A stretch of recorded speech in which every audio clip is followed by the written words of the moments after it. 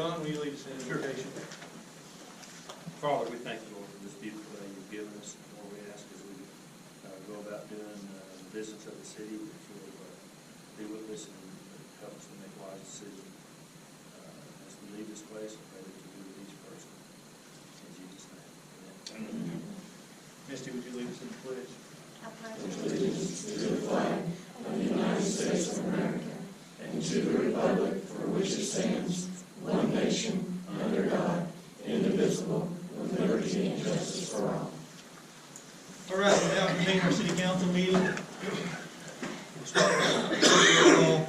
Misty Cottle. Here. Jeff Upton. Jan Throgmorton. John Collins. Here. Kira Hungate is absent. John Rollins. Here. Joe Tower. Here. And Dina McKnight. All right, city attorney and city clerk both present. Our first item is the adoption of our agenda. I do have two amendments that I need to add to that. One is for the change orders that Christie emailed out concerning Baldwin and Shell. Did everyone receive that email? Yes. Okay. So let's add that to item 9 under new business. And then the second amendment will be a Baldwin and Shell discussion item concerning the courts building. We'll add it to number 10.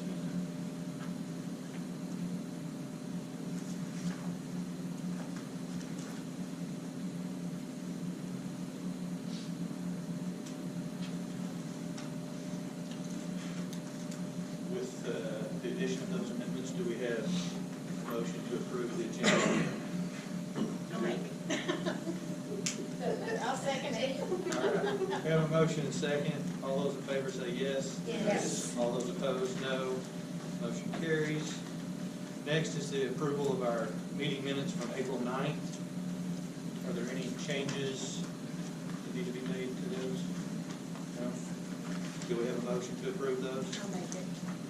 We have a motion Second. and a second. All those in favor say yes. Yes. Those opposed, no.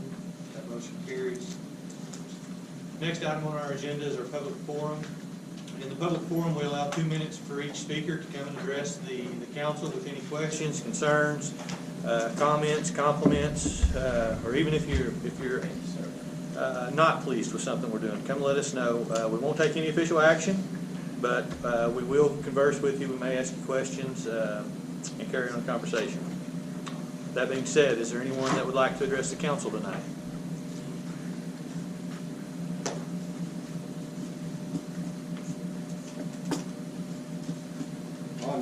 If we choose to appeal, Yes, sir. does it, if you guys do override, do we still have to come forth at another time and apply for the commercial before we can start our business? Or, So that's a very good question. We have our city attorney present with us tonight. He can answer some of those questions.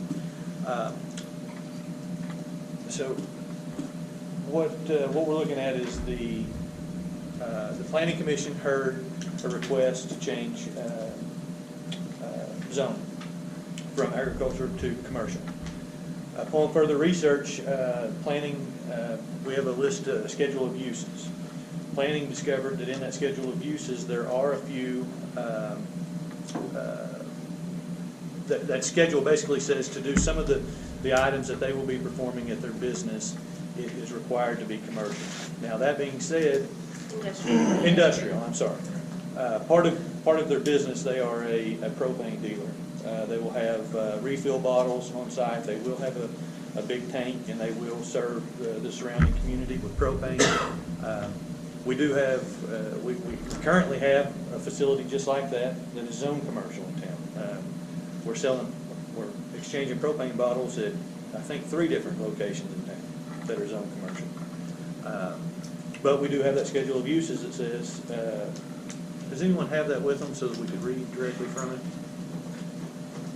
It's industrial, it's marked. When I looked at it, gas or propane storage is marked as industrial.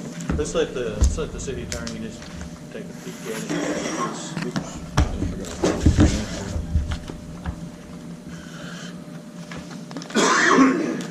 This is the schedule of uses for what we have for custom bottled gas. Comes over to industrial. And then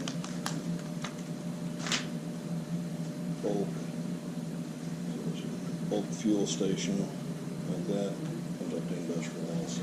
And bulk fuel, does that, I mean, are we That going was back the to only thing. Barb's, we have several gas stations that have bulk tanks of fuel. So that's my question is, I don't know how to apply that. Well, and while we were talking about it, I got online and tried to find a distinction in Arkansas regulation of bulk fuel storage, propane and fuel storage. And it might be in there, but it's a deep dive. They don't. I looked at Fayetteville and Rogers zoning, and I looked at Springdale because they've got the same facility on 412 East, which is, I don't know if it's in Anderson's, but it's right across from a Sam's and a Parks grocery store, but their house is about 1,200 meters behind the subdivision, just to try to see how they zoned it, and nothing really came apparent. And I've, there's another one of those stations in Siloams that's right there at the stoplight, when you get, next to commercial buildings and residential, so. I mean, that seems to be clear, but it seems to be limiting, and I would be leery of extrapolating that or getting that over to Easy Mart, Harps, because even in towns that are more stringently zoned than we are, you're gonna find those essentially at every convenience store, which is one of my question, if there was a poundage or a bulk limitation, if there was, not to exceed 200 gallons. Well, or and the however same it's measured. with the gasoline storage at Harpson. I mean, that is bulk fuel storage. A lot of it. So I don't know how we distinguish this. I don't like the schedule of uses.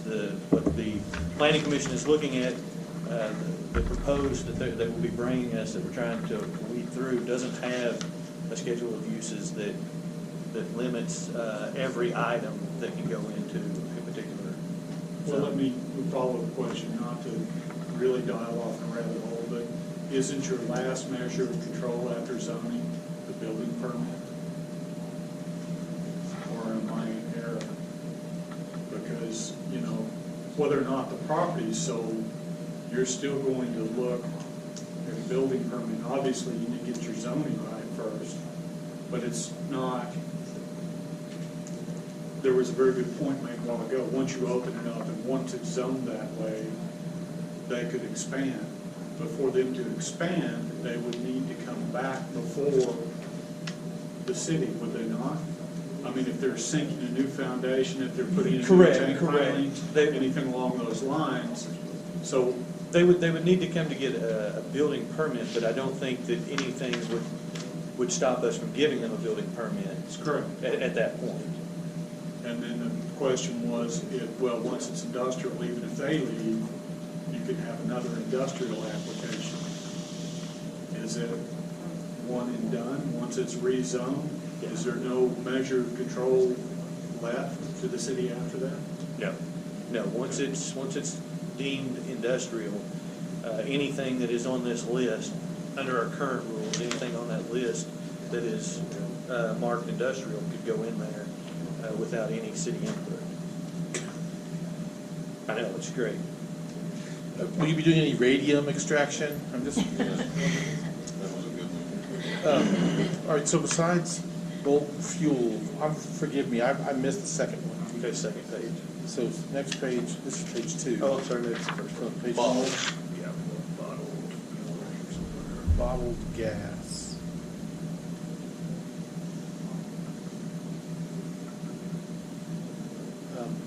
So do we have an application from them for the rezone? Yeah. What's on the application? Who's staff? Have they implicated either of these two definitions? Of course, there aren't any definitions, but. Well, I think the original issue, as I perceived it, was it mentioned an office. The original letter that went out just stated Notice to the neighbors. It didn't say anything about propane or storage or anything. Before you got here, you explained that that's just what they call it, you know, that's in their industry. So, right, so there's kind of two issues, right? This just asks for commercial instead of agricultural. It doesn't propose a use that I could see in the permit application. It just says, we want this. So the question, and I don't know if did this application get recommended or denied by the planning commission? Denied. Because you don't think there should be commercial there, or because you don't think there should be propane there? Why was it denied? Because we didn't agree with what was going in there. Okay, so the first question I would think is, the planning commission needs to answer the question, should it be commercial or not? That's the question before the planning commission, not should it be propane or not? Should it be commercial or not? Because that's what the application's for. It's not for propane, it's for commercial. So they can tell you today it's gonna be propane, they can tell you tomorrow it's gonna be a florist. They tell you the next day it's gonna be an undertaker. You know, we don't know, and to your point, Joe, you won't know what's gonna be there until a permit gets pulled. You know, they pull a permit, what are you doing? I'm building this thing. Okay, what are you gonna build? It's none of your business. I'm building a building. Well, Does it fit or not? And then when they go to get a business license, they say, we're gonna sell propane. And we say, I don't think you are gonna sell propane. And that's how that works. But if it's commercial, it's commercial. If it's ag-ri, it's ag-ri. If it's industrial, it's industrial. Is there any industrial in Westport? Yes. Okay. Half of Growing God's Kingdom is considered industrial. The wood shed Could've gone all down the night. road. Could've gone all night. Then going down the road, then wooden sheds is industrial, Okay. McKnight's is industrial. So you do have some zoned industrial. So I think that here's what the city council can do tonight by law. The city council can consider the ordinance to rezone to commercial. They can pass it, it can deny it, and it can change it. Those are our three choices tonight. Change it. Change it to industrial if you wanted to. Change it to residential 1 if you wanted to. They wouldn't, I mean, that's silly, but they could. Once it's commercial, let's say it gets called commercial, once it's commercial, then it's up to the owner of the land to figure out what to do with it within this code, okay? If I were them, and I were trying to solve this problem, if they wanted to get propane in, I would say, come to the planning commission next meeting, ask them to put an X out of, an X right here by bottled gas in C. It's that simple. Just put an X in C. And then that gets passed by ordinance, by this city council next month. And then when they're ready to pull a permit in 4 or 5 or 6 months, they've got the ability to do propane in commercial. If you don't want to do it in C, then you would say, put it in CUP. So, yeah, you'd put a C, not an X. And then it would be a CUP for propane in commercial. And then the city council and the planning commission have a little more control over what it looked like, whether it was appropriate for that specific location, and what the special permitting conditions should be to operate propane, like we don't want lights 30 feet in the air. We need firefighting, equipment there on site in case, because you're close enough to residential. We need this ingress and egress. We need a high fence to make sure kids don't get in. That's what a CUP would do. So those are our choices. So I'm sorry, I'm talking too much, I know, but I can recap real quick. Our choices are tonight, city council can adopt the ordinance to rezone,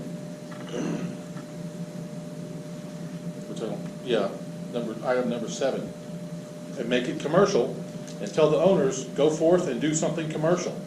If they don't like what's on this commercial road right here of X's, they can ask the planning commission to put an X next to, for bottled gas in the commercial zone.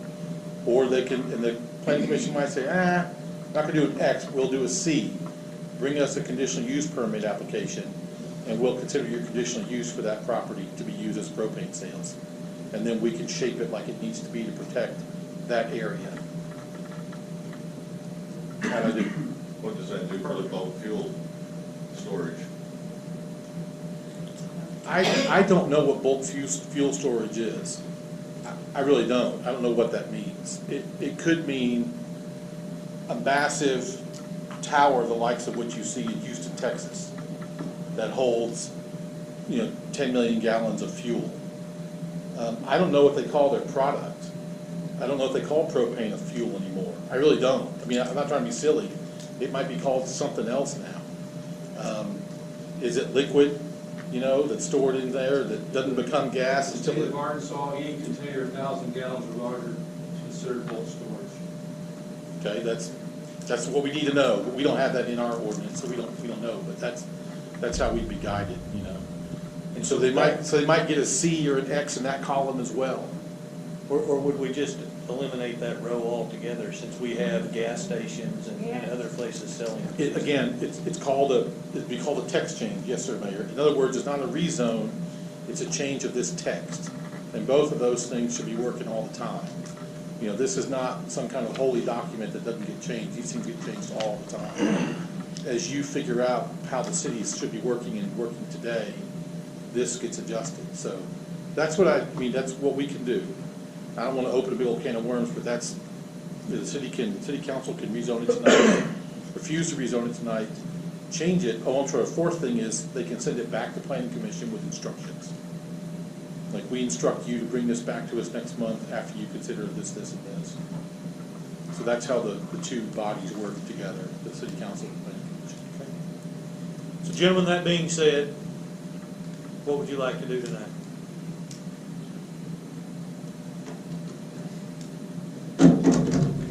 And I don't know who y'all's lawyer is, but they should be here. And they should have been with you through this process. And they should have figured this out before tonight. And sorry for the scolding, but you wouldn't be sitting in a room, in a live meeting right now. Had you guys figured that out. And so it's certainly fixable from all angles, But yeah, you guys can try to figure that out right now on the fly if you like. We'd like to do whatever necessary to move forward and hoping to do business within this community, and if it's appealing the decision that was made earlier about the planning commission, then that's what we'd like to do. Okay. And so we have that on our agenda, that rezone, as an agenda item under new business. And if you want to appeal that, then we will certainly take that up. That would be the other thing, as he has even mentioned, and some of the others too. We was not aware, we knew that we needed to get it rezoned from agricultural, we was understanding that it should have been to commercial, not knowing that there was another step even further to go to industrial here to do, to deal with the bulk storage that we're going to be having in place. And We want I'll, to make sure everything's done and done right as well. I'll be honest with you, when I saw this, to me, that fit in commercial. I didn't look at this. I think there's 8 pages of these, of different items in there.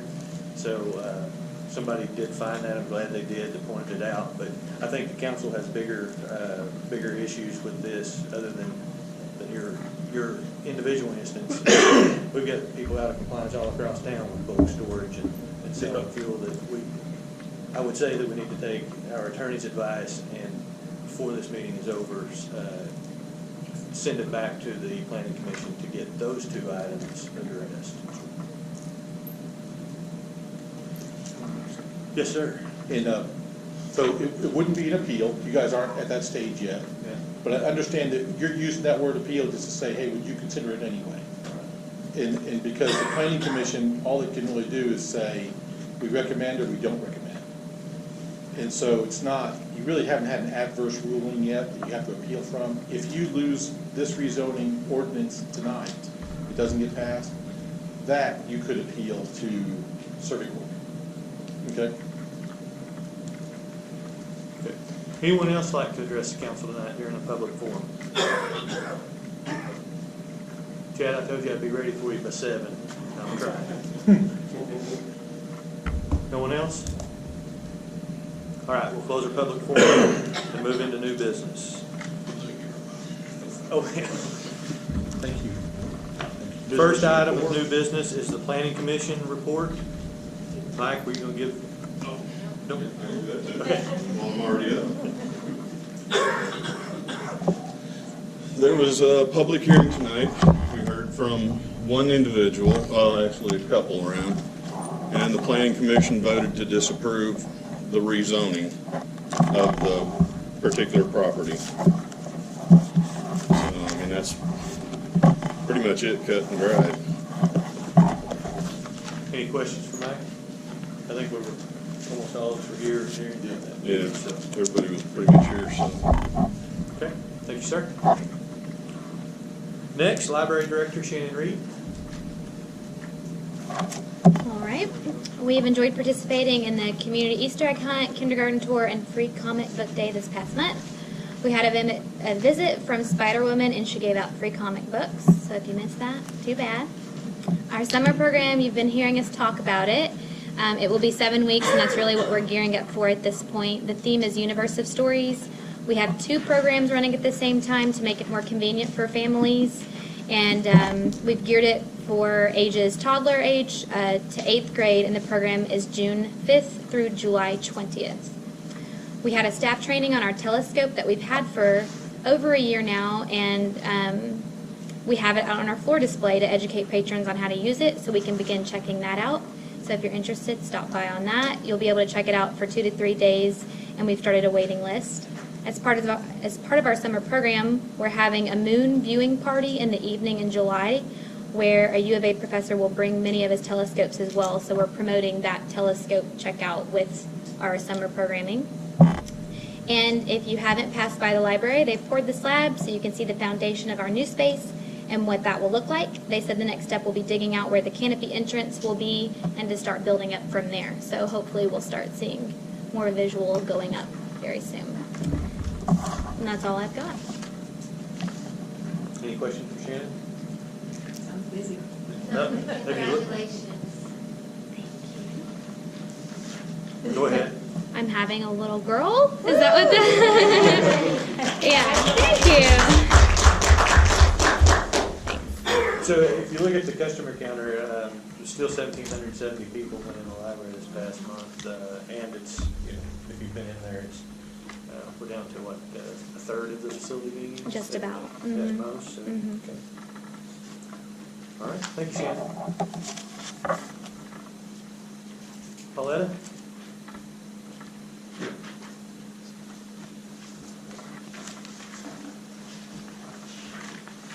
Good evening. Last month, the clerks, myself, the 2 clerks, and the judge attended our spring conference in Rogers for 2 days. We got the ladies started on their 3-year journey to become certified court clerks. They have to attend these meetings. They'll have 2 meetings a year to attend. They'll have one in the spring that the judges attend. This year, the conference had over 500 attendees there. They'll attend another one in November, and that, this year, I believe, is in Hot Springs. And that usually it's just all the clerks, and there's usually 400 plus in attendance at that. But they have to, it takes 3 years and 30 hours of these classes for them to become a certified court clerk. So in 3 years, they'll bring their certificates and show them to you. And looking at my numbers here, I just noticed something.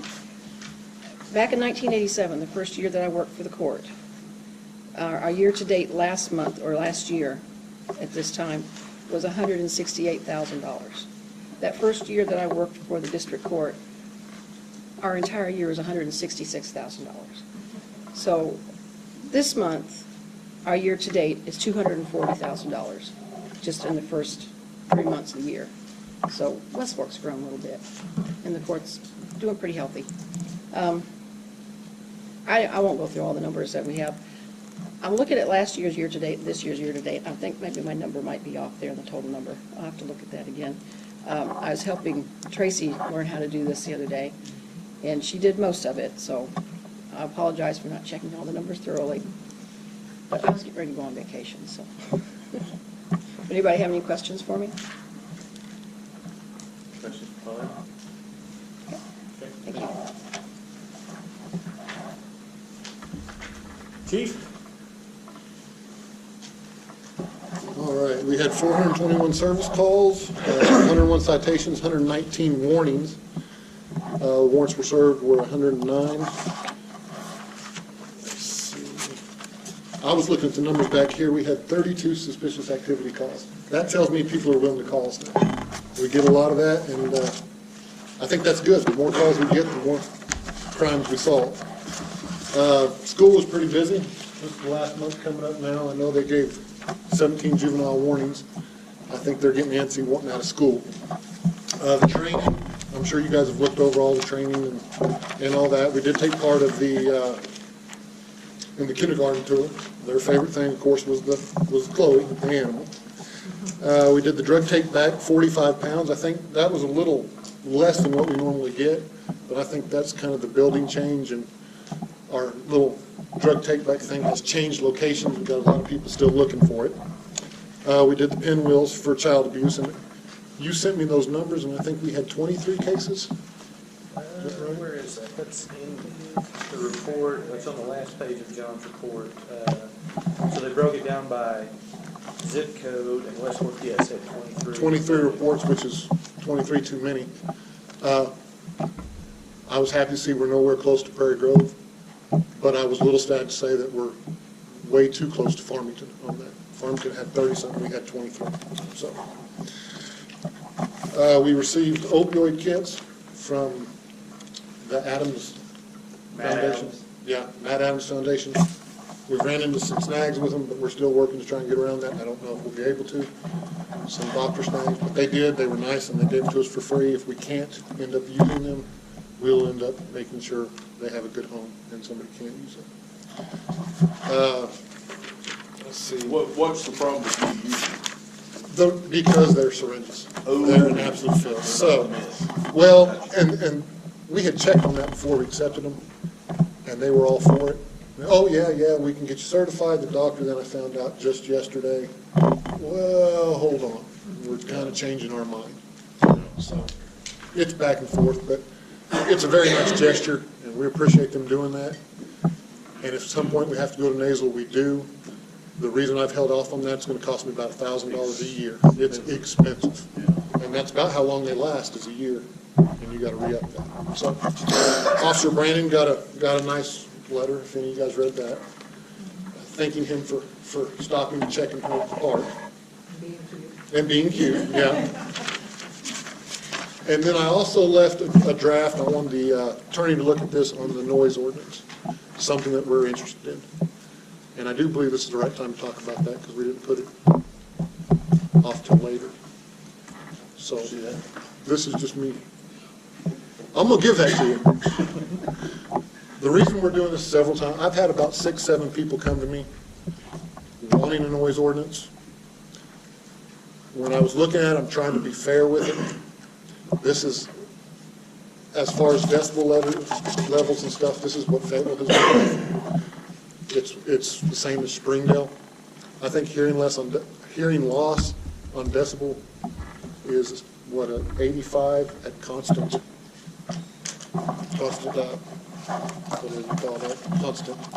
levels of that. If you read in here, we'd have to measure that with a type 2 decibel meter. It would have to be from the edge of the property to the road. It couldn't be any closer. So it's not like somebody could be in there talking and they're going to be in violation. This is the fairest way that I could tell them. We had. Well, why couldn't it be left to officers' discretion? Well, it could. We have disorderly conduct right now. Disorderly conduct. But I hate, first of all, we don't even respond unless somebody calls us. Yeah. I've had several instances where people call me and say, hey, we have 4 houses here, we're having a Super Bowl party, we're getting together. Everybody in the neighborhood, we checked with them, they said it's all right. We don't care. We care if it's a complaint and it's an ongoing problem. Yeah. It can be officer discretion, but I think this is a more fair way to do it than just officer discretion. This is the decimal, this is what it is, you're in violation. Because one officer may, they're at 100 decibels, that's like my house. The next officer might say, well, by God, that's 65, that's too loud. This pinpoints to what it can be. But John, I have a question. We checked the decibels, and my voice is 58, just at a normal tone. Yeah, but Now, when I get excited, it probably is 85. But Yeah, but at talking normal to fairness, zone look. is 58. You have a house, you have bricks, you have insulation, you have, and we're not talking about somebody getting loud and yelling every once in a while. We're talking about ongoing music. What brought this up and what kind of broke the camel's back on this is we went to a party at an, what do they call it, Airbnb? 60 people attended that party. It was an after a wedding party. We got complaints, we went to tell them to turn down the music. They ended up having 8 prison gang members that were attending this wedding party. They told our officer in no short terms, called him every name in the book, told him to leave, said they had checked the ordinances before we got there. We don't have a noise ordinance. He told them, well, we'll charge you with disorderly conduct. Turn it down. We went back twice, and on the third time we went back, because they had a female officer who was a bridesmaid that had battery second charges. They beat her with a lamp until she was close to unconscious, and then kicked her in the car and did about $3,500 worth of damage. So that's just 2 people. It's too many people. It was too loud, and we didn't have the manpower to cover it. We ended up getting us, Greenland, and Washington County to take care of that problem. Come to find out, they've been running this thing since 2016, and we don't have much of a legal right to stand on besides the disorderly conduct. And it totally fits. It does on that case. Yeah, if they, yes, with the way it reads, it The fits. public nuisance. I think it fits. I think this is better. I think most cities have went to a noise ordinance. And we have another issue reoccurring with a race car getting warmed up every Saturday morning. I think. At about 8 o'clock. And we get 5 or 6 phone calls because he's just revving that thing up, getting ready for the races. Well, we got neighbors that are mad as they can be. And we don't have much to lean on with that. We have a zone for racetracks.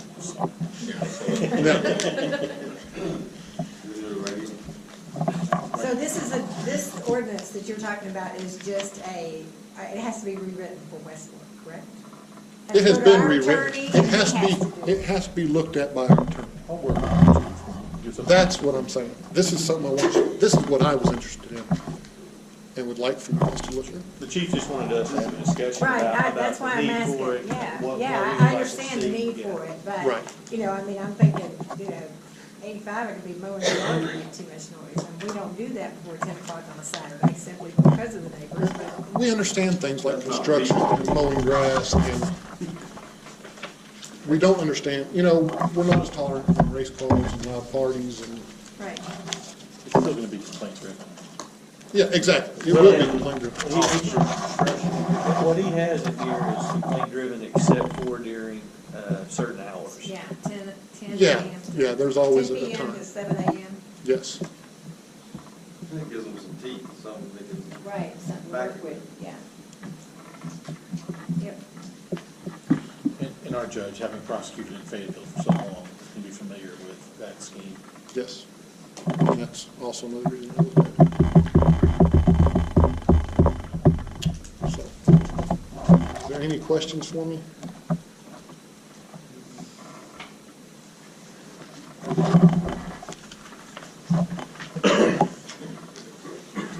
Isaac?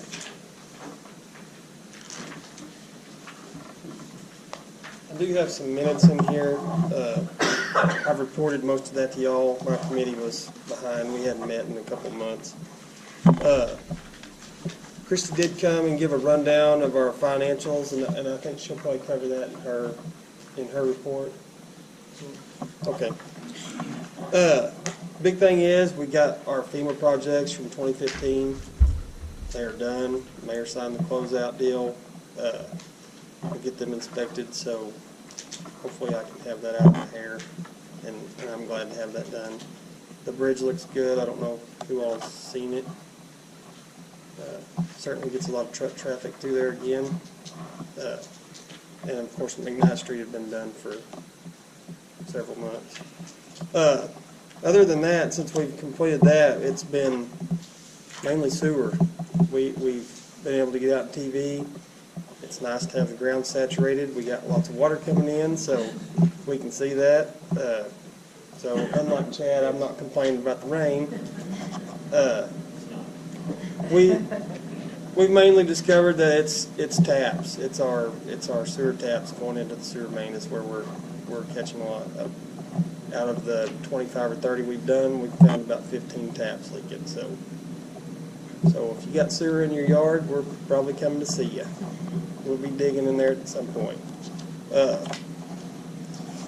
than that, I didn't have just a whole lot else. Stuart, I think, has all the appraisals done for easements.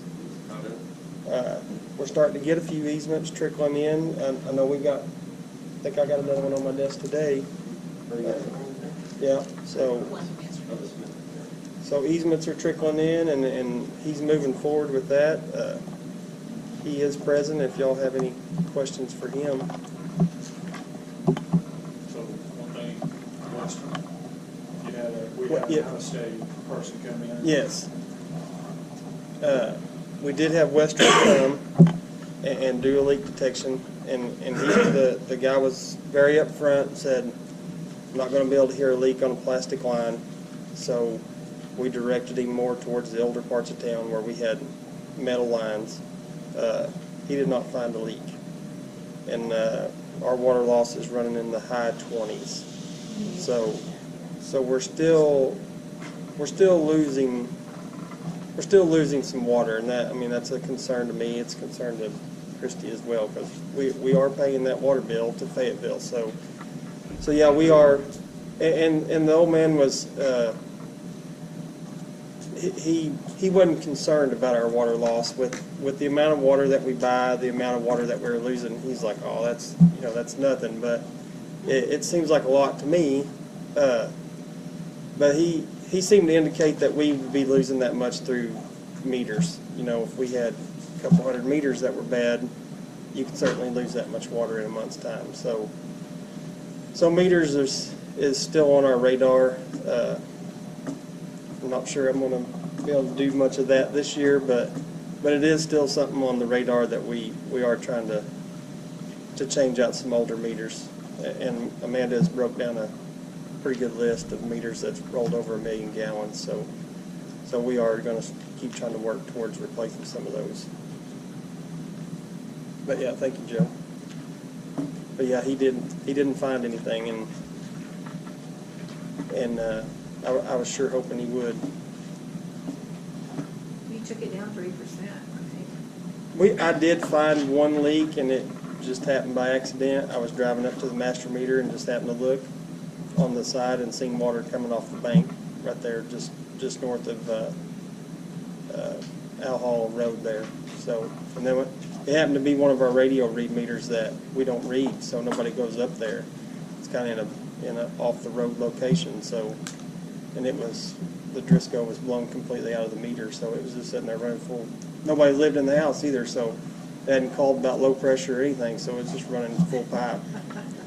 So. Good job finding it. Yeah. That's all.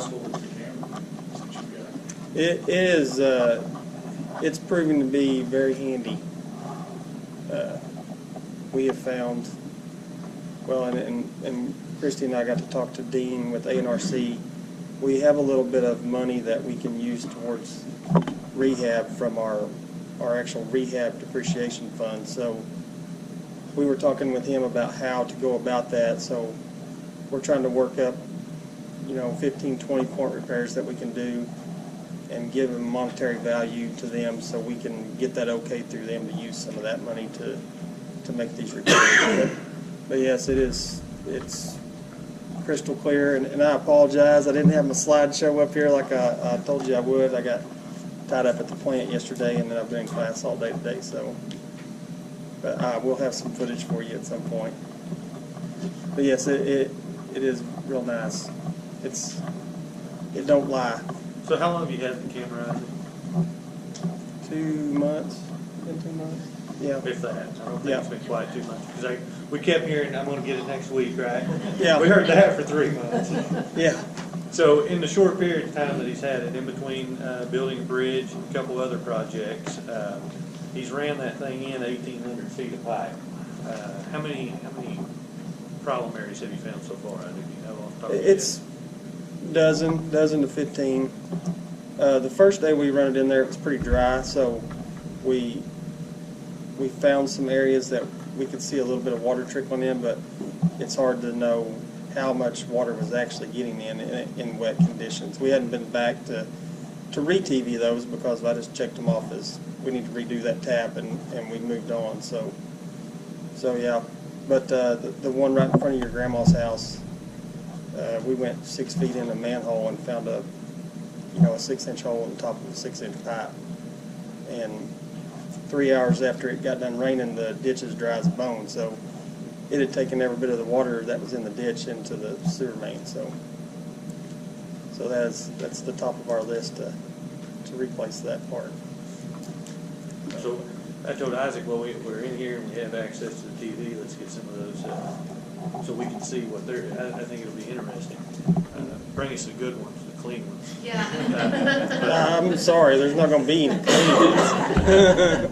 But I am interested to see that, so we can see the camera work, see what we can do. Okay. Any questions for Isaac? You talk about the manhole right in front of Need us now. Yeah. You know, I've seen that ditch full of water and there'd be a. Well, Bull out there. After Davis had done their rehab work, we were going around looking at the manholes that they were supposed to have worked on and checking their stuff. We just happened to check that one, and it was after a big rain, and it just had water shooting in from the side, and I was like, where is that tap coming from? Because it was about the size of a 4-inch. Well, when the water went down, it's just this huge hole in the side of the manhole, and it was just, the water was shooting in there. So we sealed that one off. Yes. So we did eliminate that one, but there's another one just outside of that manhole in the main, so. Now we've got a unit price on that, which is a pretty compelling. That's right. And I actually talked to the gentleman at Rogers. They are moving away from grout sealing their manholes up there and going to more of the fabric lining that blows up, just like you slip line a pipe. You can put it in a manhole and it blows up in there and seals it off that way. It's like an epoxy. Mm-hmm. Yep. Any other questions for Isaac? Thanks, sir. You betcha. Chad, if it wasn't for those two, we'd have been right on time. Sorry. So I want you to know, Chad, I saw him down at the ballpark last night, and he says, Mayor, I want to come to this meeting so bad tomorrow, but I've got these ball games and stuff. He said, can you get me in at 7 so I can at least get there and give my report? If he says that's the way it went, then that's how it went. How much did you pay him to say that? He told me I had to be here, so I'm here. So I don't have a lot to report, but I am here. I don't have any minutes for your packet because our committee didn't meet in April and we haven't met yet in May. We meet tomorrow, so I should have something for you next month. We really don't have a lot of new projects going on since last month's meeting. Of course, we are mainly in full swing in baseball and softball, and unlike Isaac, I'm not happy that the ground is at all. Seems like that's all I do is try to drive fields recently. But is overall, besides the rain, it's going pretty well. Very, very few problems. It's actually been a pretty good season despite the rain. Of course, the other thing we're working on is our 4th of July event, preparing for it. It is July 3rd as a reminder. Same time, we've got all our vendors lined up as well as our fireworks, and now we're just working on donations and volunteers and things. So anyone that wants to volunteer, be sure to let me know for concession and other activities and things down there. So July 3rd, starts at 6:30, I think. It is on Wednesday night this year. I talked to the local churches that always tend to help us, and they didn't have an issue with that, so we left it on the 3rd, and we're going to go ahead and do it, even though it's a Wednesday night. The only other thing I've got to bring up is y'all know that we've been working on it for a while, trying to get rid of Pee Wee football so we can look into other things. And the school, in collaboration with the quarterback club, has officially taken over the Pee Wee football program. They will run it this fall. I'm in the works of trying to do a fall ball league so we can play softball and baseball down here in the fall. So hopefully, if we can get enough teams interested, that's going to happen. It'll be ran a little bit different than what we do, because it will invite teams from all over the area. They'll pay a team fee instead of a per child. The participants won't sign up. They'll come as a team and pay as a team. And so I'm working on getting all that information detailed and everything finalized, so I can get the word out and start trying to. We won't start yet, but getting ready to start our signups for that as well. That's about all I have. Y'all have any questions? I'm gonna hang around for a little while, but I'm gonna leave in just a little bit too. So I apologize for being late, and I apologize for leaving early, but I'm going back to work. So. Chad and Sarah both put in a lot of hours right now. I was down there in the dark last night, and they were both still there, so thank you. Parks look nice. It's been, yeah, not a lot. The rain is not, it's been hard keeping up with the mowing, the weed eating, the games, everything, but just the way it is. We need a couple of manholes down there to drain your field. Yeah, I've got one running all the way across. In fact, I think there's one out on one of our fields as well, but there's a big sewer line running across one of them, so I won't let Isaac dig it up. Not this time. Thanks. Thank you, Chad. Keep up the good work. Thank you. Very good. Chief Myers? Normally, I get up and tell you we've had the average month, but we didn't last month. We actually had 87 calls, most we've had since December 2016. So, believe it or not, 20 of those calls were in Greenland. I think that's the most we've had in 1 month in Greenland since I can remember, ever. For some reason, we've had a rash of car fires on the interstate, more than normal. Had 2 fully involved out on the interstate. Some of them made social media. Had a pretty good structure fire on Mineral Springs. Pretty much a lost cause before we ever got there. So on our report, I put service on there. Probably don't realize what service is. Their term service calls. Just kind of give you an example. Had a fire call at Easy Mart. Really didn't find anything. I don't know what. Somebody exhausted something in there to put some smoke in the building, but probably vaping in the back room. Tree in the road on 156. We got there and it was already cut out of the way by somebody who passed by. So we don't do a whole lot there. Electrical hazard on Riverwood. Not a lot we can do with that either. Just kind of stand by and make sure people don't touch anything. I turned stuff like we helped Chad put tarps up down at the ball field. Helped Isaac clean out a couple of culverts in town. Took part in the Easter egg hunt. Took the truck down for the day. Had the kid tour come by, and we allowed Chief Nelson and his staff to come hang out with us, kind of improve their social status a little bit. So, but other than the busy month, and we actually started this month off at the same pace. So we're just kind of gearing up for obviously what's going to be a busy summer. So other than that, that's all I've got. Questions, Chief Myers? Thank you, sir.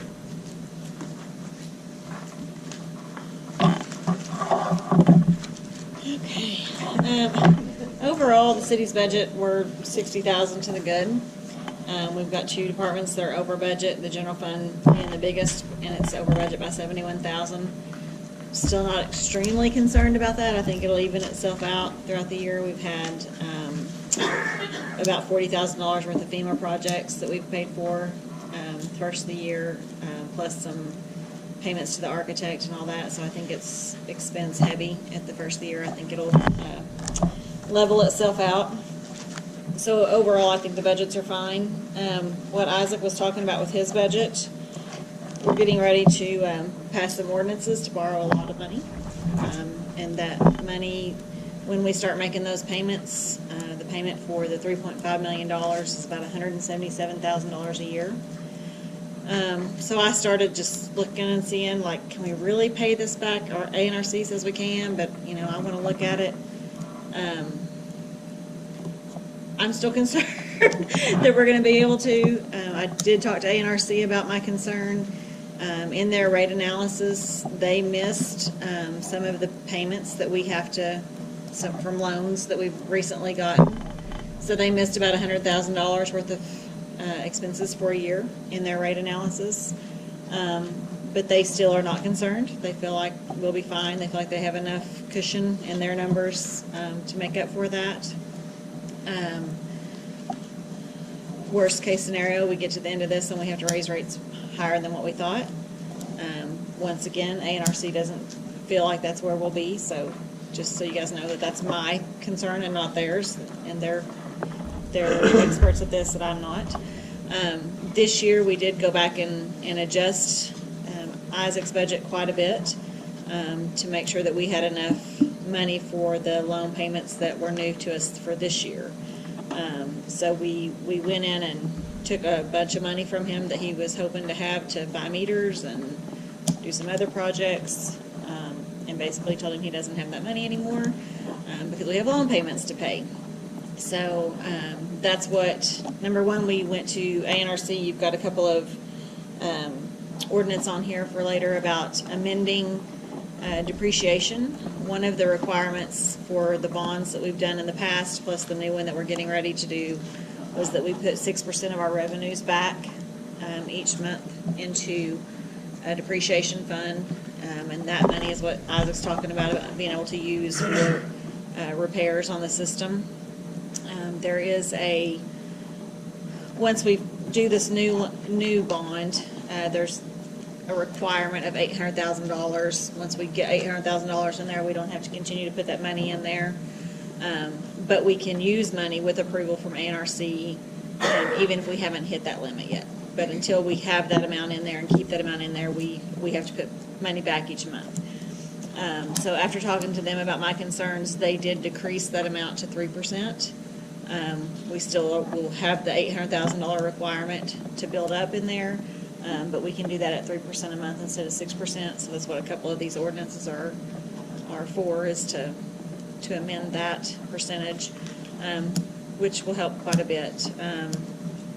I don't have those numbers with me, but I think off the top of my head, best estimate of what our new rates were going to bring in, we were looking at putting like $62,000 a month back just for depreciation. So that 3% will save quite a bit. I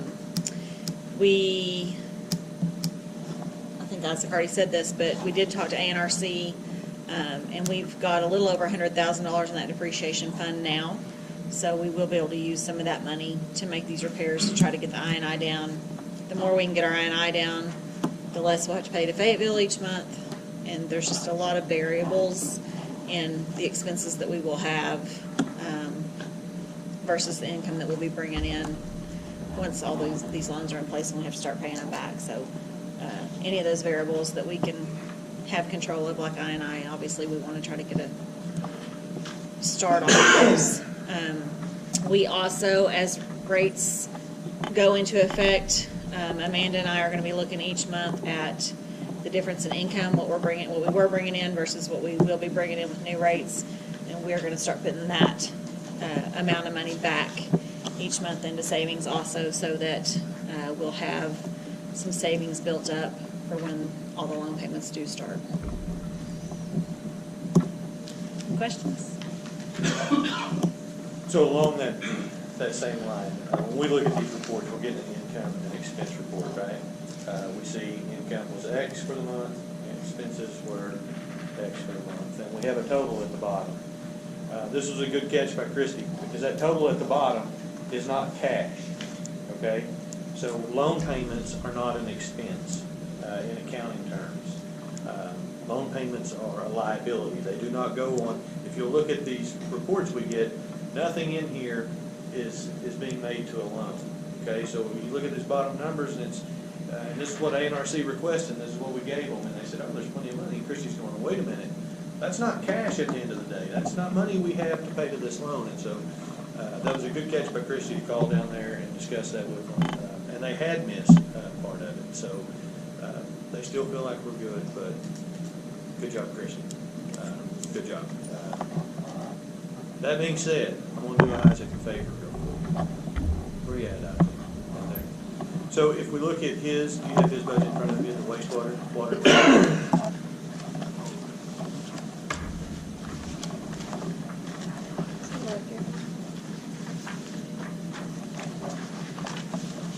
Okay.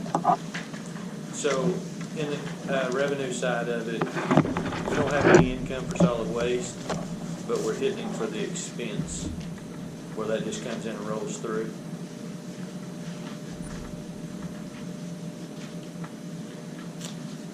And I don't know where it is.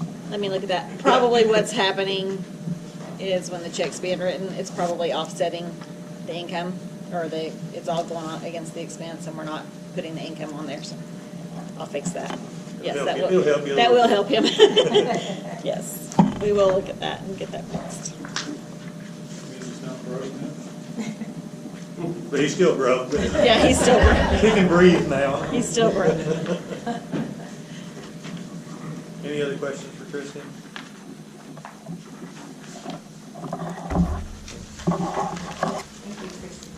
Stay close, Christine. All right, so that concludes our business reports. We'll move into old business. Item 1 under old business is our inland waste request to increase rates. We had a meeting, what was it, 2 weeks ago? And had a discussion on that. We didn't have a lot of public input at that meeting. Is there any discussion on the council as far as where we are with that? No? And so what we had determined at that last meeting, I think we were going to propose for the council meeting that, what was it, John? I think you made that motion. Yes, that we stay as the contract, except on the recycling to give $1. And why was it we were going to stay there? Why was that your proposal? Because it was. No. Because if we added a total, you know, the people didn't have a choice. You have a choice to recycle or not.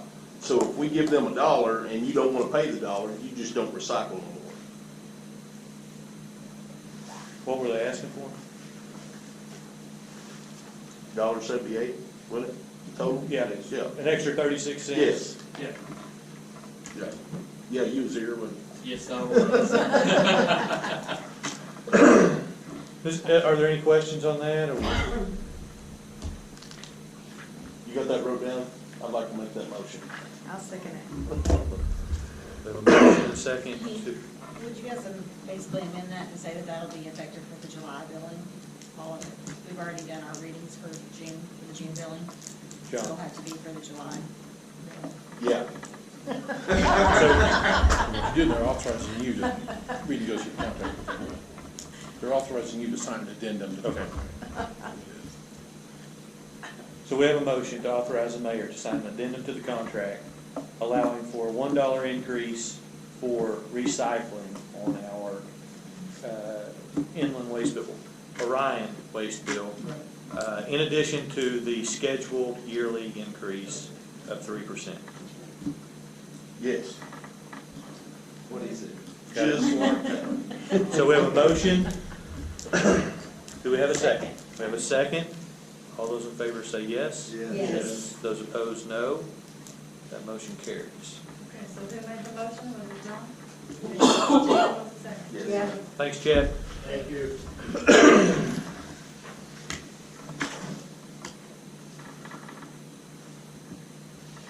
Are you good, Ann? Yes. Okay. Next, we'll move into new business. The first item is a recommendation from the Planning Commission to add Jimmy Forrest to the Planning Commission. Jimmy is with us. He's been at several meetings. Do we have any questions about that? Do we have any questions for Jimmy?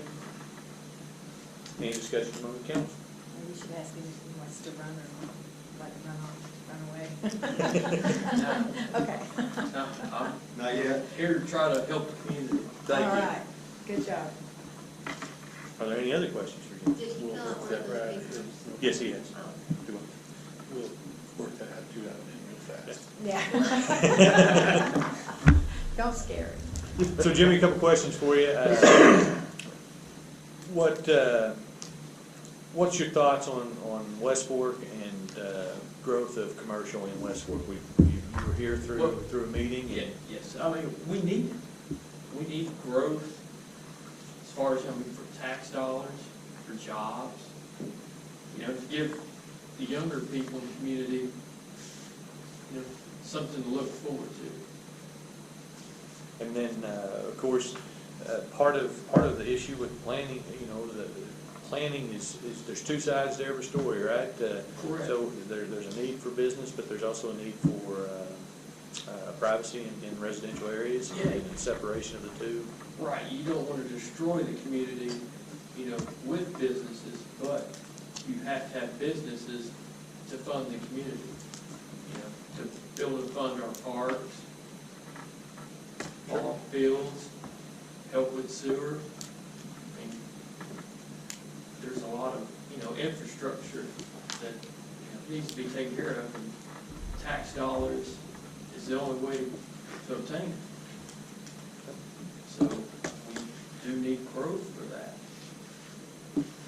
But, you know, we don't need to destroy the community in the process. You know, it's a balance. Any other questions? Do we have a motion? I'll make that motion. 1 second. We have a motion and a second. Is that a motion to approve, Jimmy? Yes. Okay. We have a motion and a second to approve Jimmy Forrest to the planning commission. All those in favor say yes. Yes. Those opposed, no. Motion carries. Item 2, approve budget overage in court for computer consultant, approximately $3,000. And so, if I remember correctly, Christie, on this particular item, we had budgeted to add a server in there with some of the move and whatnot, getting the server into the police station. We've ran over budget. Is that correct? So what we're looking at is approval from the council. Take that budget line. It's going to be over at the end of the year. We'll correct that, balance it out, like we always do. Okay? Does that make sense? Any questions? Okay.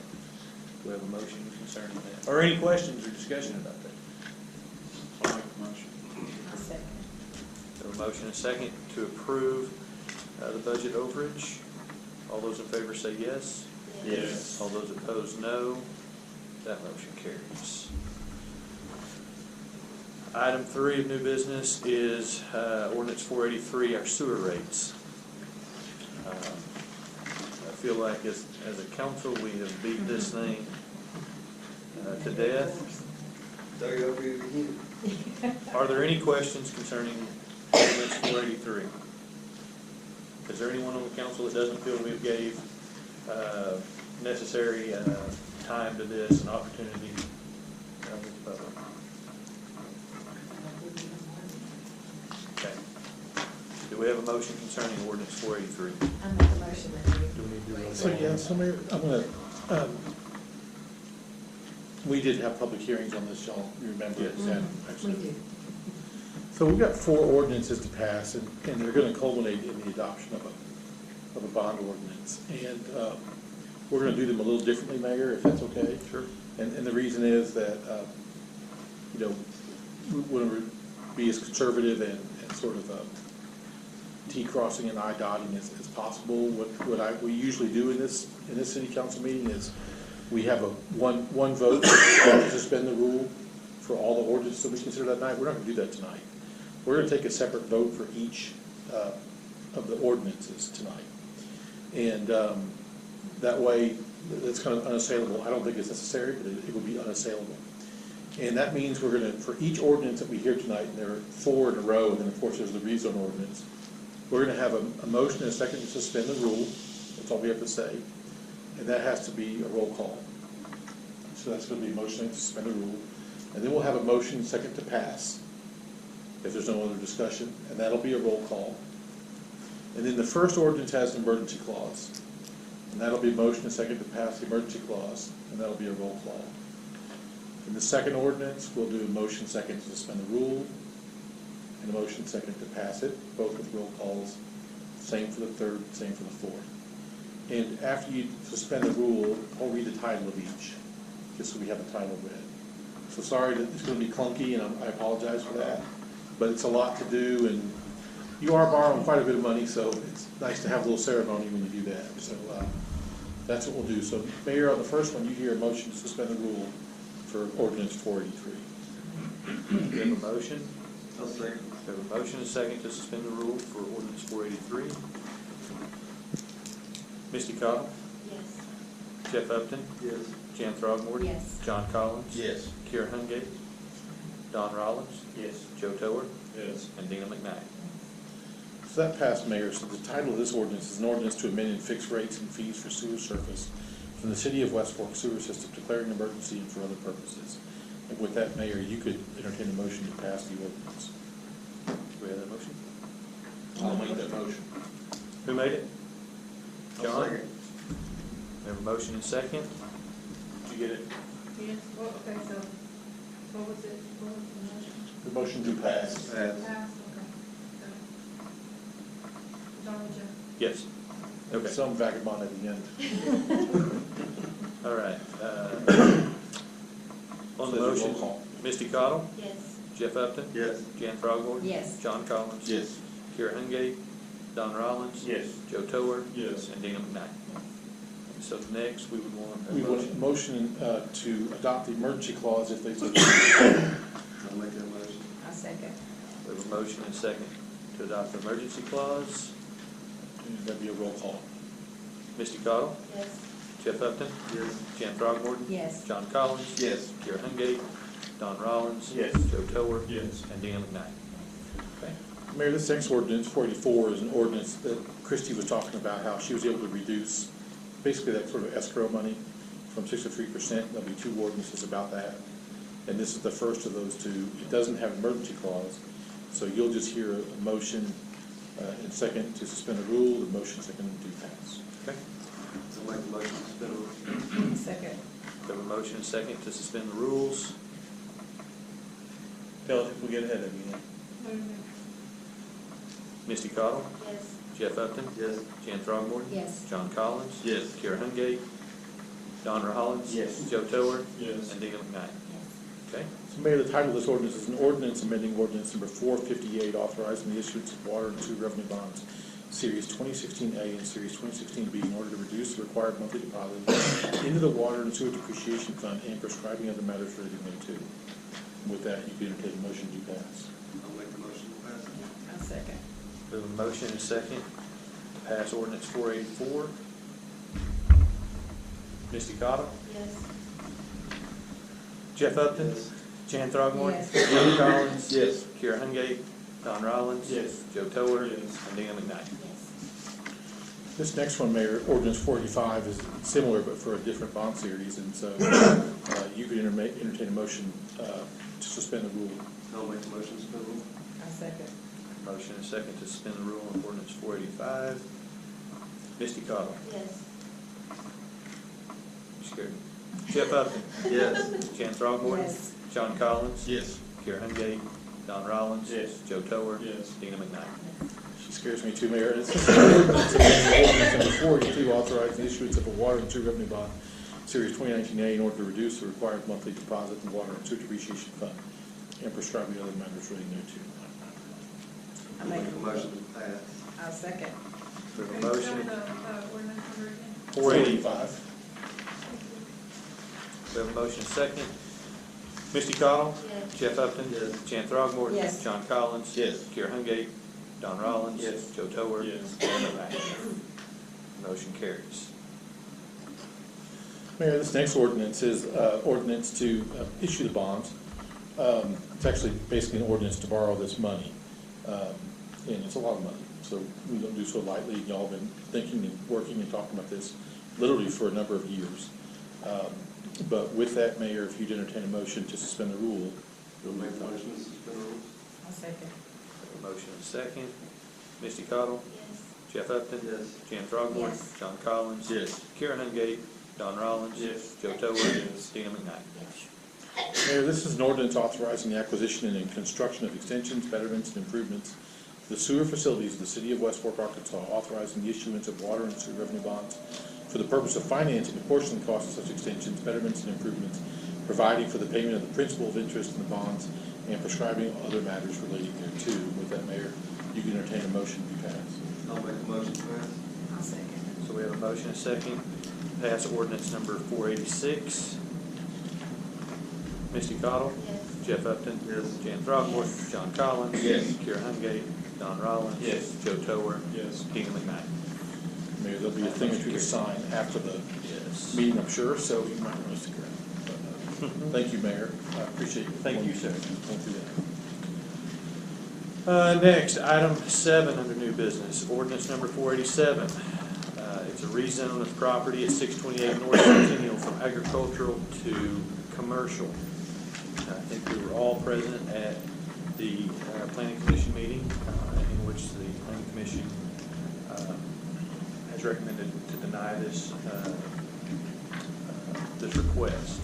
Was there any discussion among the council? One thing I heard earlier, in the previous meeting, there's some businesses that can zone the same way, where two businesses are functioning as commercial businesses. How close are they to the proposed gas facility? Will you say that again?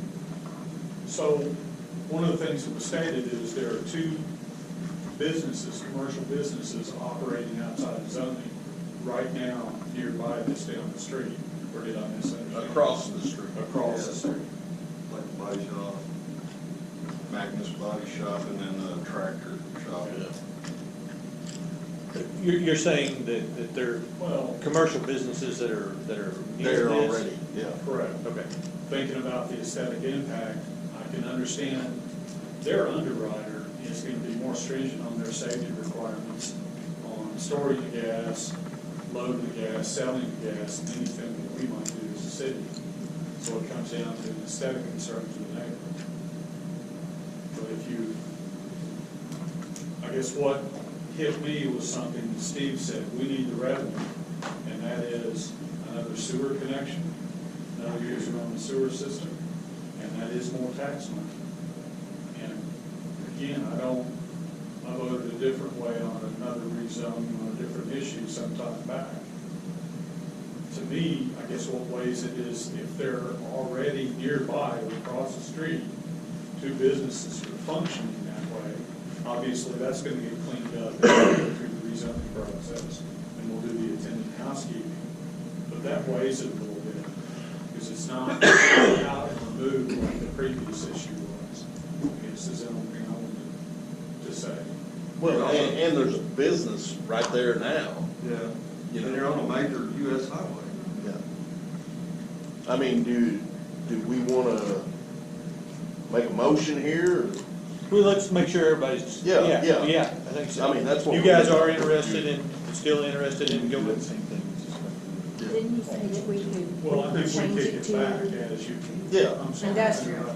We can make that motion and Well, change no. it to industrial? No. No, that's what Tom said earlier. Yeah. We can. Could, Do we want or to? have them, the planning commission, change it in their book, where everything that's there now, like Harps, Dion's, the gas station, all of it meets commercial. That way the Because commercial. they're selling propane now. Well, Mr. Kicklack, you said that those designations inside that zoning aren't set in stone. So like we're gonna violate a Washington County zoning regulation if the planning commission cleans that up and readdresses that from an industrial to a commercial specifically. Absolutely, you're not going to violate anything else. And if they have regulations that prohibit their location of whatever they want to do, they'd be beyond the city, and they'd have to, whether it be county, state, or federal. So y'all could make it commercial tonight if you wanted, and then order the planning commission to get that fixed by next meeting, So by your June meeting, you'd also have this kind of business, well, a business that allowed propane storage to locate in commercial and sort of legalize the other ones. Or you could choose to make it industrial if you wanted. I don't know where the other industrial property is. You want to know that before you make it. Kind of, I know the property. does it fit here, or you just make a little spot of industrial, which we tend to try to avoid, making little spots and One stuff. thing you mentioned earlier that I was going to ask you to kind of expound upon is, you mentioned something about making it commercial or industrial, but adding the conditional use. Like you said something about maybe a fence, because when I drive back and forth by that all the time. And when you look, like either side of that is residential and behind it is residential. And you can see the neighborhood behind, so you said something about maybe a fence or something that you could put in as, You could. or a barrier. Maybe that's a compromise, between what you're wanting and then to also make it ease the neighbor, and because some of your concerns about having commercial or industrial right in the middle. Quit. So I think, yes, you're right, Dina, there are some opportunities there. But we would initially be saying, what's on before us is to go from a rezone from agri to commercial. That's not to say that we couldn't get in there some wording for conditional use, but this is not a conditional use permit Right, request. he had just mentioned that, I thought, oh, that was You could a do good that. idea. The planning commission could do that with propane, with fuel. Right. What you're doing tonight is if you rezone to commercial, you're not allowing a propane business there. You've established that's prohibited. So they still have some work to do. They have a commercial piece of property, which is, 9/10 of the way there, but they have some work to do to get the business that they particularly want at that location. And they could certainly do that work while they're also doing whatever other site prep work they might do, because they can put a retail building up while they're getting this other stuff done. Bit of a gamble, because you guys might not want propane there after all, but I don't know what the neighbors have said, I don't know what happened at the planning commission meeting. But if you rezone tonight to commercial, that kind of gets them going, but they're still gonna have to go back through the planning commission and get that text changed, so that it's either a CUP or a permitted use in commercial. Would they need to go back to planning, or would that be something that the council directs for planning to change? If we wanted to go the route of changing those two designations into commercial rather than industrial. Oh, you're right. Which would fix the city, that would be more. You make a good point. They don't have to apply for that if the council asks the planning commission to get that fixed by next meeting. So it doesn't slow down the process. Well, they're For still them, gonna have to have I a mean- public hearing. Council still have to advertise for a public hearing to make that text change, hold one, and then give you a recommendation by your June meeting. But if they did that, that would put the other ones in compliance. Yes, sir. I think it needs to be done. But those are two separate items. You have the ordinance before you now. Yes, And you can yes. also have a motion, a second, have an order to the planning commission to do that work. Is there any other discussion among the council? No. Any discussion among public? Talking about, like these exchange cases at ARBs and stuff. Okay, the state's attitude, I work for the state of Arkansas, looking gas for work. The state's attitude toward that, these guys are what they call a class 1 dealer. They sell bulk propane. This is just for your information, you all know, you're already have jurisdiction. But these exchange cases are class 3. It's a different classification as far as the state's concerned. That's a exchange program. AmeriGas, Pinnacle, goes about propane. The very truck out here, they take the empties and put full. They're not pumping propane there. It's just an exchange program. It's like that bottled water, because it's, you're handling hazardous material. And I appreciate that. Our schedule of use actually says any bottled gas. Bottled gas. So it needs to be changed just to make the HARPS compliant from what you're saying. But thank you for that. My question is, okay, like gasoline, it's stored in a tank underground. To me, that's bulk fuel. Because there's thousands of gallons at ARBs Easy Mart down here. Was you at the meeting earlier? You showed up late, didn't you? Yeah, you're a little late. But, Yeah. I mean, that's, Well, part of the way they sell those, to answer that, you pull up to the pump, you're gonna see yearly, they get those inspected. And just to get that in and put those tanks in the ground, I know that those go before the state. And they continually go before the state. So I'm sure somewhere in there, That's my job. These guys, before they put a plant in, I will inspect that plant, make sure it's compliant with state, federal codes. If it's not, we'll back yeah, it but we're speaking, if not of LNG, but really just petrol and All diesel. gas is like propane, acetylene, oxygen, nitrogen, that's considered all gas, that's a bulk fuel. Gasoline, diesel, red diesel. Yeah, I've got HAZCOM, I know, but specifically what the Right. issue is, Easy Mart parts. yeah, I mean, should they be industrial? According to our schedule, I think so. I don't think, According to the schedule that we have on the books.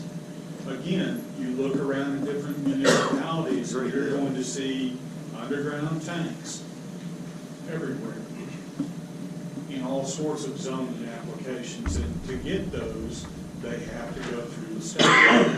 That's not something even that, I don't think, and Mr. K-Black, I might be wrong, but you're not gonna put fuel tanks in the ground without, state approval. You've gotta go before Department of Health, and you've gotta get your stamps each year. I'm sure that there's governing regulations on that's not a problem we need to tackle. We've got some housekeeping to do on it. Yes. And we can certainly dive into this and ask the right question. The right guy is here to dig into that right now, but I think that's not trouble we need to borrow. So you're saying we need to do this in two different steps if we do it? To direct and to approve and then direct? Well, Jeff, yes, sir. If you're gonna direct them to get that fixed, yes, sir, that would be the second step. And you could just do that with a motion and a second, and it'd be called an order of the city council. It's not a resolution or an ordinance, it's just an order. I think a lot of them are here right now, so he'll probably hear you without having to send something in writing. If you decide to do that. Is there any other discussion among public? Okay. Then I make a motion to suspend the rule. On this Correct? ordinance here? Yes. sir. On ordinance 487. I'll second. Okay.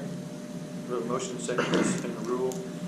Ordinance number 47. Misty Cottle? Yes. Jeff Upton? Yes.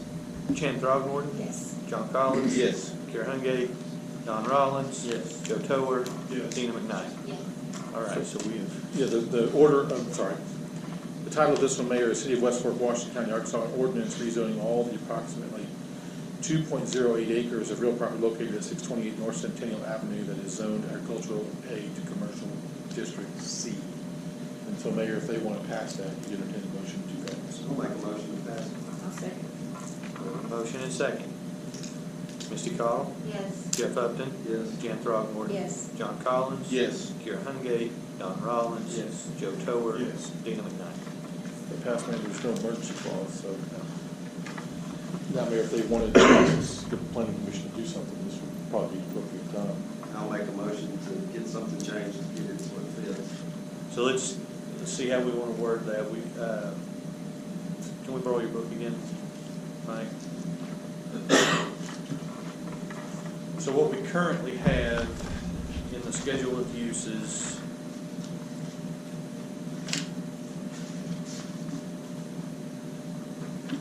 find the schedule of uses. It wasn't that far back, was it? It may not have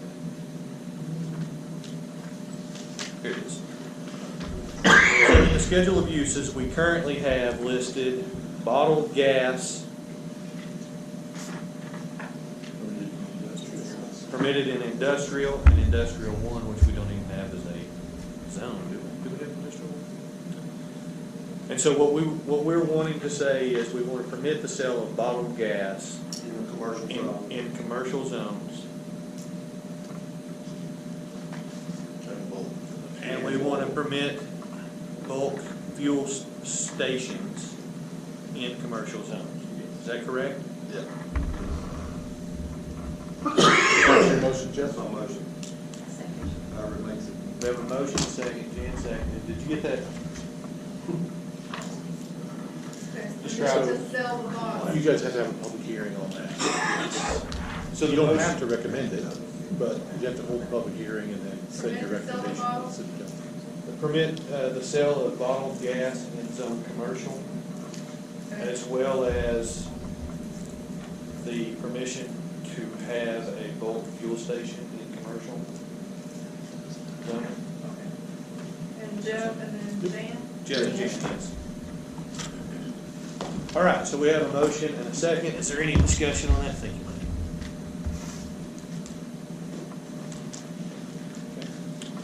Let's go ahead and do a roll call on that as well. Misty Cottle?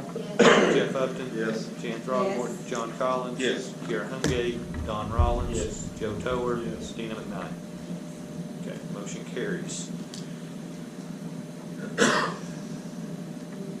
Kira is going to be very upset when she watches this on YouTube so that she can stay informed and hears how many votes she must have. Call her name every time, she's just not I voting. know. All right, item 8, designate 5 locations for the posting of approved ordinances. The city admin, the library, the police department, the Bank of Fayetteville, and the post office. Christie, can you tell us what we're doing this? So basically, it allows us to have these ordinance posted for 30 days instead of having to publish them in the newspaper at extreme cost to us. The law provides that we can just keep them posted for 30 days in a public place, and they become effective after that 30 days. Any questions from the council? Christie, off the top of your head, can you remember what it's costing to publish? No, but I can tell you that our public hearing notice for the public hearing we had for here it was $450 for just a notice of a meeting. Okay. It would be a lot, especially for the longer license. As long as they are. 20 pages or so, yeah. Makes sense to everyone? Yep. Any questions? These are like the most accessible places to y'all. Yes. All right, do we have a motion concerning? I make it that we approve those spots I'll second. We have a motion second. and who are putting it in the paper. We do. Voice vote on You can do that? all in favor. All right, all in favor, say yes. Yes. All opposed, no. That motion carries. Sorry. How many decibels was that? All right, item 9. Item 9 is our change order addition that we added to the agenda. Change order was emailed out to everyone. The details of the change orders, there was 4 change orders, one from Hill Electric on the library, an addition of $489 to add a dedicated circuit for a copier on the desktop. The community center, Hill Electric, $325 to remove 2 non-functioning exit signs and replace. The library, Greer Excavating. I think this was in connection with that stump, wasn't it? Yes. So when they started. That amount actually is in the budget, it doesn't change the budget number. Okay. The others do. Okay. But that one is part of the budget number, but it's a change from the original contract. Okay. And so it was to undercut, export soils, compact, import engineered fill. They found a big stump in the middle of the library, had to dig it out and go back in with some raw materials, bad dirt. And then the last item is on the court and police building. It's with Hargrave. It's actually a $6,600 credit to us to delete work related to the judge's bench. You like those guys? We do. He's gonna stand up. Yeah. He's gonna keep it as is. Those are the change orders we like and the ones we rarely get. McClellan. McClellan Engineering always seems to have change orders that go the opposite direction. I don't know about that. He needs to get off the phone. It is, all right. So we have a set of change orders. Nick, we appreciate that, sir. So you get Look, some- no I think I know what that rhymes with. All right, quick pick. So we need a motion to approve these change orders if the council would. I'll make that motion. I second. We have a motion and a second. All those in favor say yes. Yes. All those opposed, no. Motion carries. Item 10. Did you get this to everyone, Christine? Yeah. Has everyone had a chance to read it? So, item 10 is concerning Baldwin and Shell, and construction on the courts building. Did you get a chance to read it, sir? I think we told you at the last council meeting, that during construction, they found a beam that had been cut out at some time in the past, for whatever reason, we don't know, I don't think. But it left the courts building unsafe, deemed uninhabitable. They've shored it up and stopped construction there. This is what we've been waiting on, is a price to, what it's gonna cost to get this building back in the construction phase. And we have that before us. And the price in and of itself, Christy was going, I have bad news for you. This came in really late today, 5:30, I think you received it. She said, I have really bad news for you. She gives me this, and I thought $29,000, that's not terrible news. But then I read further, and it says that worst case would be to remove the building. That's pretty bad news. Could be. So we have someone in the construction field on our council. And I went down and looked at it with Al, one of the two superintendents had been assigned. I made a recommendation to tell the engineer to segment beam replacement so it can be handled brought in the building. What I think is going to happen, there's no doubt the beam will take care of it, but there is wood truss above the beam that's probably going to have to be rebuilt. I don't know that your entire roof needs to be rebuilt, but you've got an old and patched. There's 2 to 4 patching on the wood truss above the beam location. So when you put this beam in place, you try to jack up the structure a little bit. The integrity of the old original wood above it is questionable. So what the contractor will probably have to do, and I can say this because I'm retired, so I'm not one of the vote on this tonight. But I looked at it, and I'm pretty sure that they'll just have to rebuild the pony wall, the truss wall above the beam, so it can carry the wood. So when they get hydraulic jacking in there and lift it, what's above the beam doesn't crumble and give way, because it's visibly compromised in several areas. That's not a huge undertaking either. It's just work off the scaffold once the beam's in place. So it should not grow that much. We looked up, they had a really good flashlight and looked at the entirety, everything I could see under the roof without. And kind of the scary thing where council was sitting, if you go in there and look up, the brick are actually laying over against the roof. You've probably seen this, the roof wall. There's a few things that need to happen, but the whole structure is not uninhabitable. But this major thing, this major carry beam needs to be replaced. Probably some work about it. So in your expert opinion, you would say that it's going to cost the $29,000 and maybe a little more? There's going to be some follow-on costs, because I think once the beam's in place, you really can't put a lot of pressure on the structure above it unless you rebuild part of it. Joe, can I ask, what do you think that would, how much more do you think that's gonna be as far as dollar-wise for the community? Just roughly, I know I'm not gonna hold you to it, I just kind of want to, yeah. Given that, if it was, they call it topping out work, it's always more expensive when you're doing it at elevation. OSHA standards, you can't put a guy up that high without fall protection, the right kind of scaffolding. Probably another $5,500 or $6,000 because you're doing it from one end to the other, and that would be the worst case scenario cost to rebuild the whole truss. So the good news with that is we just took $6,600 out of Exactly, that. that's what I'm saying. We just got that as a gift.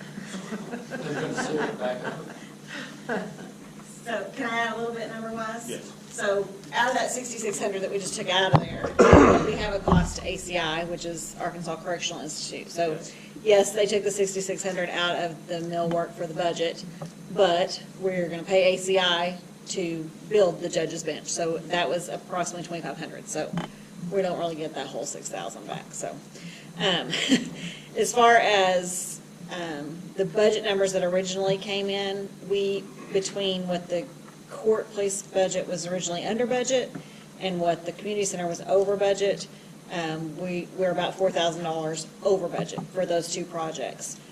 We had put about $44,000, almost $45,000 in capital outlay. So we have a $40,000 leeway in capital outlay, but we were going to use some of that for the judge's bench and some other things. So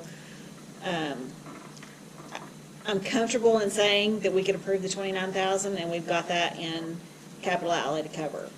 If they come back and tell us it's more than that, we may need to look at pulling from reserves or something at that point, or kind of, look where we are closer at that point. But I think the $29,000, we've already got in the budget.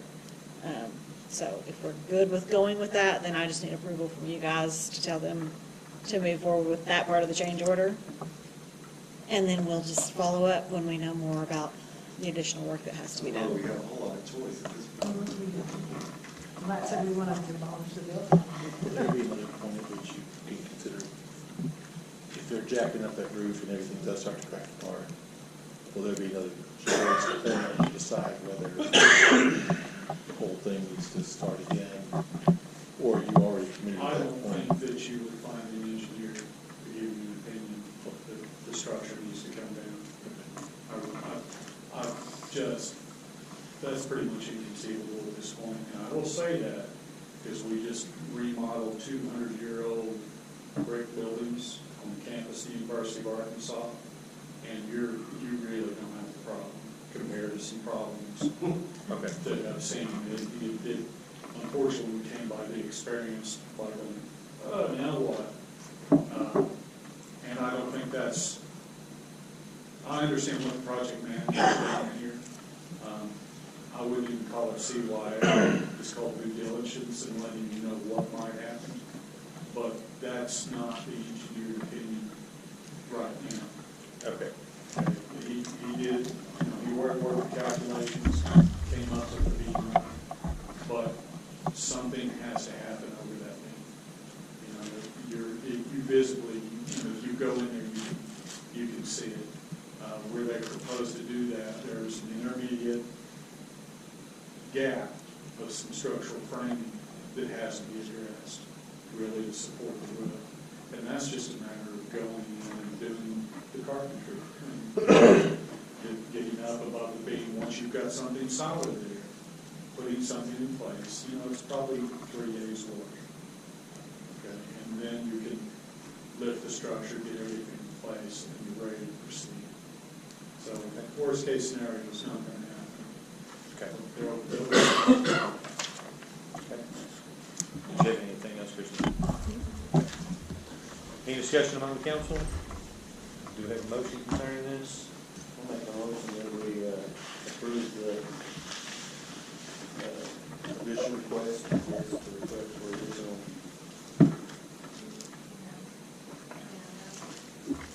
Yeah. For the additional $29,000? Yes. You happy with that? No, I'm saying the wording. Okay. I'll second. I know you're not happy with spending the money, but are you happy with the wording? Got me second. All right, so we have a motion and second. All those in favor say yes. Yes. Those opposed, no. And that motion carries.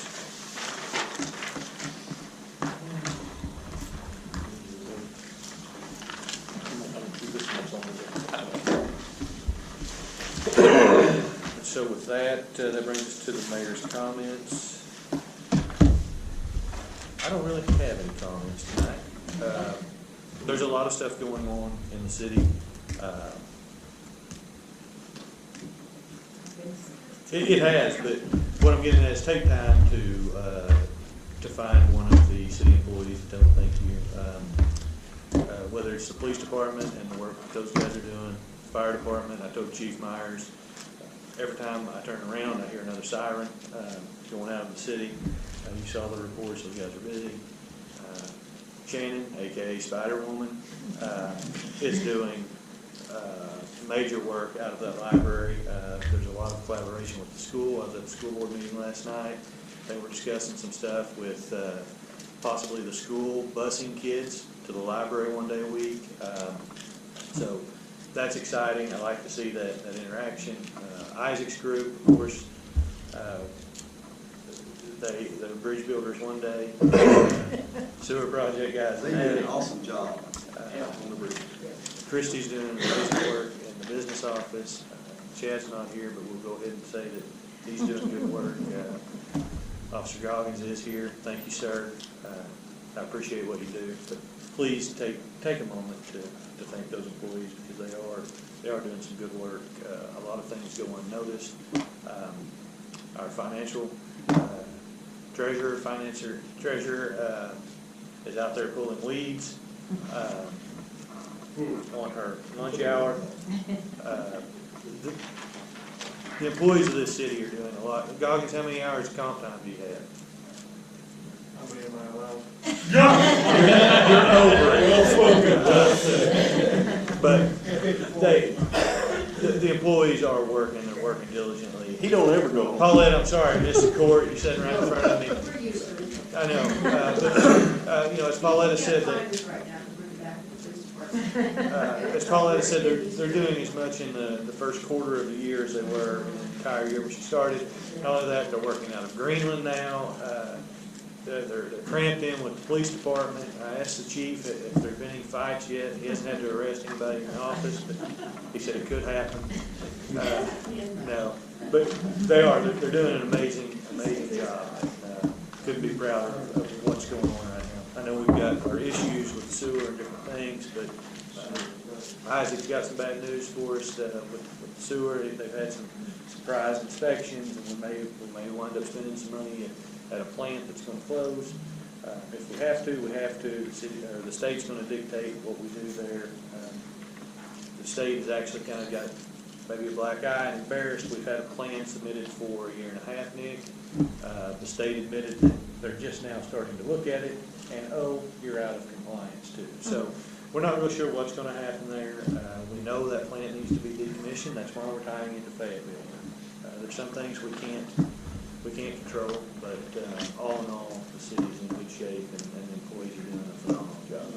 Not for long, but the one guy we didn't hear from is from McClellan, and I think the operative thing is, when do we expect this to bid, and when do we expect to start the work?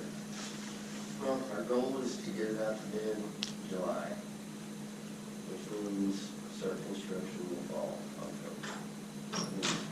We're making a hard push right now to get all the easements secured, making a submittal to ANRC into this week, health department, probably next week, and just keep our fingers crossed that we can get everything through time-wise. I think easements are going to be the big push, but we've gotten, I think, 5 or 6 in the past 2 weeks just come in. They're trying to come in with matches. And Cassie and I are trying to set up several meetings starting, I think, next Friday. We're gonna hit the ground running. Joey Tech bring me along to talk to some of these owners that are pushing back or have questions about the design. So we're gonna about 4 or 5 up there in Greenland that we're just gonna schedule meetings and one day move them over. So I was at the school board meeting last night. It's a little off subject, but it made me think of it. I told them I did tutoring at the school, and it was a recognition. And I told them that before my first day of tutoring, I was scared to death. I said, I'm the mayor of the city, got 2,700 bosses and a city council, and I had 2 sixth grade girls that absolutely scared me to death to go in and teach them multiplication tables. So this job is hard, but it's not the hardest thing I've ever done. But I will say something that I did not know about the job of mayor. We have 3 construction projects going plus a sewer project. I'm so stinking tired of signing my name. Every time one of these contractors starts on it, and we had over 120 bidded, I don't remember how many we ended up with, but every piece of it has to be signed off on. So if they come in and they bill us for $20, the mayor gets to sign that. When they come back and bill us for another 20, the mayor gets to sign that too. You feel sorry for me, I can tell. Hey, you have a short name. No, Steve, it used to be. All right. So can I say, just thank you for volunteering at the school, seriously. We appreciate all the community members who come and volunteer hours, and it makes a difference for those kids. It really does. You know, they talked about that they didn't have a way to, as far as data points to say this is helping, but from an emotional level and from an involvement level with some of those kids, they were saying that was the difference, that these kids weren't getting at home that other kids were, and they could see a change emotionally in the kids, so it was really cool. I just want to say thank you to our mayor too, because there's a lot going on, like he said, and he's keeping track of it, he's hanging in there, and his hair hadn't fell out yet. It's just turning gray. Yeah, better turn gray than turn loose. All right, so do we have a motion to adjourn? We have a motion, second. All those in favor say yes. Yes. Those opposed, no. Carries.